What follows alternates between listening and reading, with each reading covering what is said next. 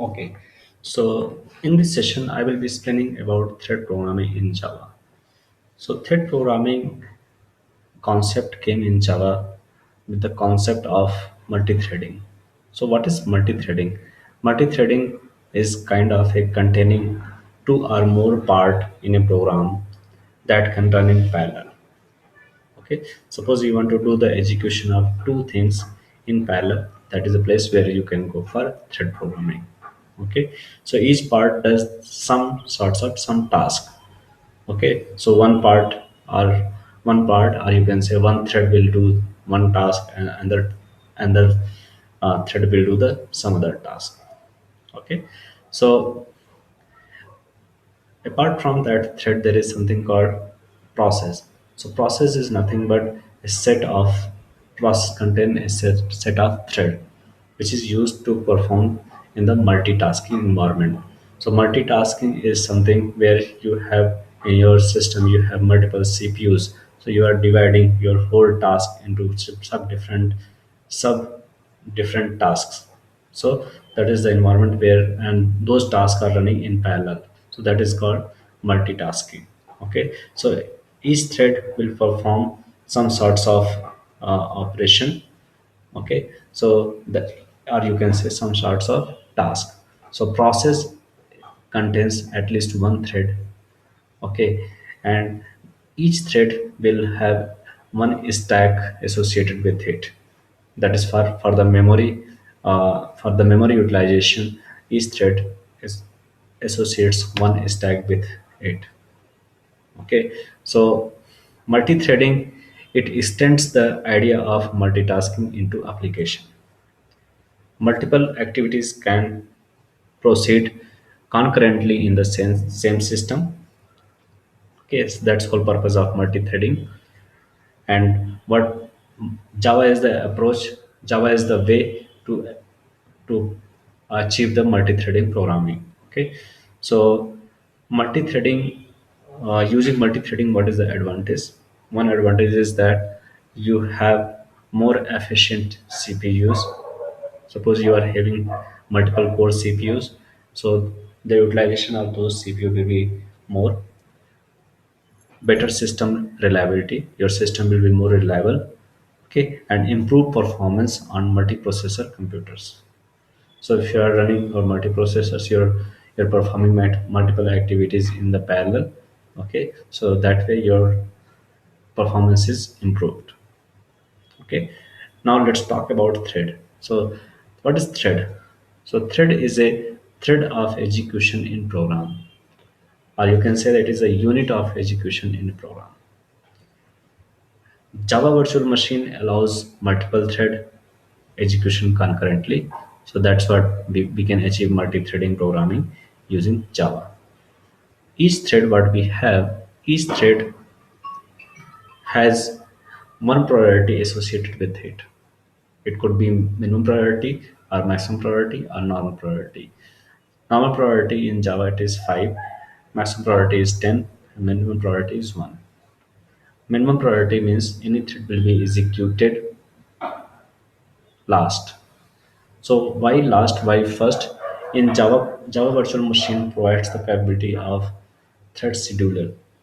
So thread scheduler does the thread scheduling. So whatever threads are available for execution, some task or different tasks, it will schedule based on the some priority. Okay, or some other parameters, it will try to schedule it. One parameter of scheduling is based on the priority. So if any thread has maximum priority, so thread scheduler will try to put will try to execute that thread first. If it is having minimum priority, it will execute later. Okay, so what is daemon thread? Daemon thread is a kind of other threads. Only difference is that it runs in background. It does not have any manual interaction. Okay, so when we create one thread from another thread, or you can say when we create a child thread from parent thread, child thread will have the same priority as the parent thread.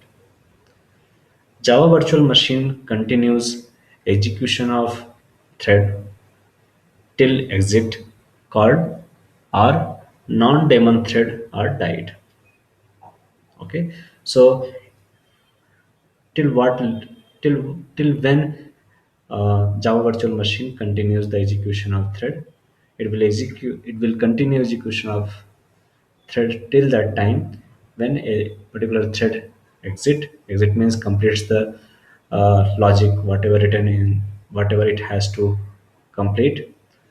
Okay, so there is some method called run method, so all the logic which we need to execute for a thread we need to put into that. Okay, so when that completes, then thread will exit and execution will complete, or in case of non-daemon thread when threads are died.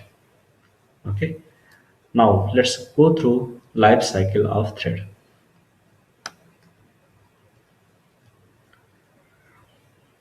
Life cycle of thread is something like this. When we create a thread, at the time this is the first stage in the life cycle of thread, that is its state is new. Okay, so when we create a thread, it is in new stage. When we start the thread, it becomes runnable state. Okay, and after runnable it goes to running state.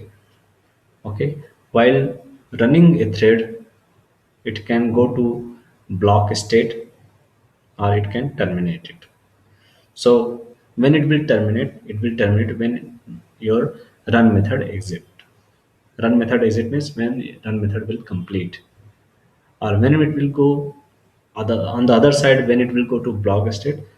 When from the running state to non-runnable state, it will go when we call something called sleep. When we block the input output, when we perform wait wait for log. Okay, when we do suspend or when do normal wait. So in this kind of action it will go from running to non-runnable stage, which is kind of a block stage.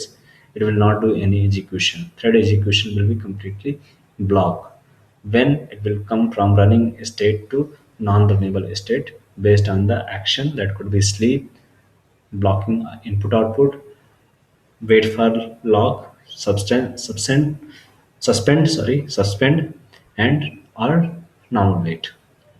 Once it comes to block state, it will go to runnable state again if sleep is done, if input output blockage is complete, when lock is available, when it resumes, when from suspend it resumes, or when it is waiting and somebody is some other thread is notifying, then it will go from non-runnable state to runnable state. So this is pretty much typical uh, life cycle of a thread in Java. Okay, now let's see creation of class. How to create a class? Creation of class in Java that happens in two ways. One is extending thread, or other way is implementing runnable. Okay, of course there are two differences. There are many differences among these between these two ways of creation of thread. Okay, let's try to understand. Let's go to Eclipse and try to understand how to create the threads in the practical way, and then I will explain what is the difference between these two ways of creation of threads. Okay.